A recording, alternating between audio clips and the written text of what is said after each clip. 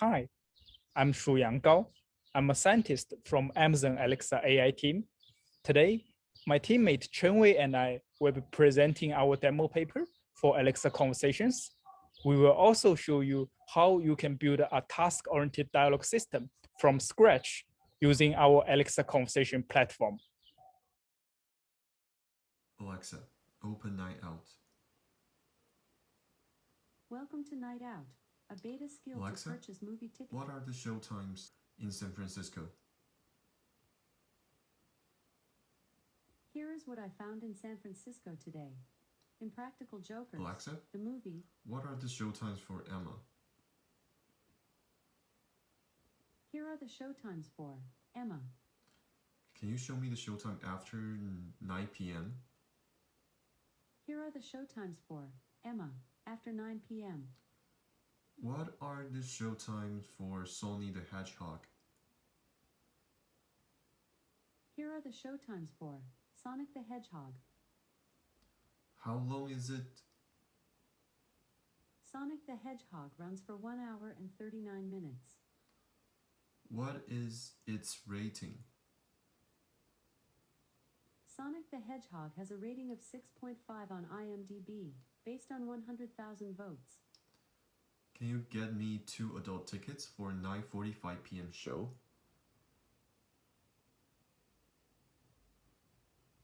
Okay. You can purchase 2 adult tickets for the 9:45 p.m. show at Century San Alexa, Francisco Center. Actually, can you change it to 2 adult tickets and 3 child tickets? Okay. You can purchase 2 adult and 3 child tickets for the 9:45 p.m. show at Century San Francisco Center 9 and XD from Atom Tickets for $67.45, including tax. Would you like to purchase the tickets using Amazon Pay? No, thanks. Bye.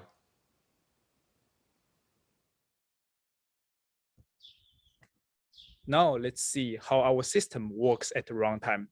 When the user says, what are the show times in San Francisco, our system will execute a sequence of actions. As you can see, the system will first make an API call find movies with city argument as San Francisco. This API is to fetch all the movie showtimes given some location, time, or movie name constraint. This API call will then return a result set, M1, that contain possible movie showtimes for San Francisco. Note that M1 is a compound object dictionary that may contain several movie names and its corresponding showtimes. After that, the system will execute another action which will invoke a natural language template in for movie.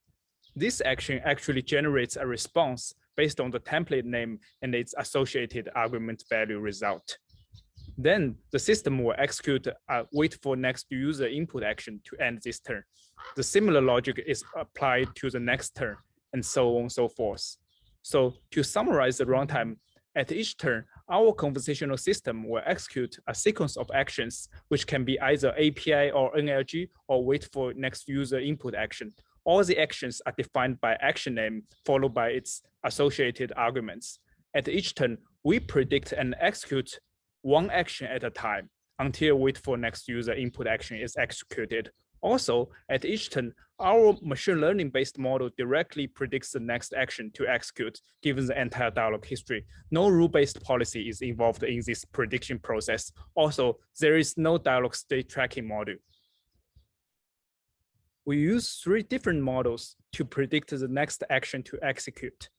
An action prediction model to predict the name of the next action. An argument filling model to fill the arguments given the predicted action name. Finally, we also have a named entity recognition model to tag the entities for each user utterance. The NER model did not directly contribute to the prediction of the next action, but rather help the other 2 models to do more accurate prediction. So let's talk about build time.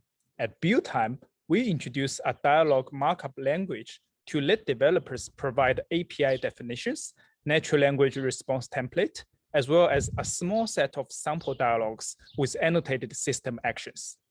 Then our dialogue simulator will use this as inputs to generate a good amount of dialogue variations. The simulator generates dialogue variations in 2 steps. First, it generates dialogue flow variations represent different paths a conversation can take, such as different sequences of slot values and divergent paths that arise when a customer changes their mind. In the second step, the simulator injects language variations into dialogue paths, including alternative expressions of the same user request. Finally, we use the dialogues generated by the simulator to train our models. Next, let's see how you can build a conversational skill in our platform. I'm going to briefly walk through our platform and show you how you can build a conversational skill using our platform. So this is a very simple toy skill that I have, which has only one C dialog and one APIs. So just look at this API definition, getWeather. GetWeather's API takes one CD arguments and it returns a weather information as a string. So in the C dialog, you can see like for each user and system turn, you will need to annotate the dialog act for each turn. And in this dialog, user is trying to ask for the information for the weather, and then Alexa is requesting for the argument for city, and user is informing the city. And then over here, you can also label the variable for this city, and then it will be used later in the conversation. And if you want to add entity confirmation, you can also annotate it with the dialog act with confirm. And once user affirm the confirmation, we can actually call the API with corresponding variable and return with the weather information. So just to give you some example of the user utterance. So this is user utterance that inform the city. So you can provide several paraphrase for this template, and you can also like specify the arguments and the type for this. And similar for the system response. So this is the confirmed city that it will be used from the system. And you can also provide several different paraphrase and also the input arguments for this template. So I already built a skill, so that's just tested on the console. How is the weather? Which city are you asking? In San Francisco. Do you mean San Francisco? So our model kind of like support a simple user behavior variation. So I can just do it like, actually, I mean New York.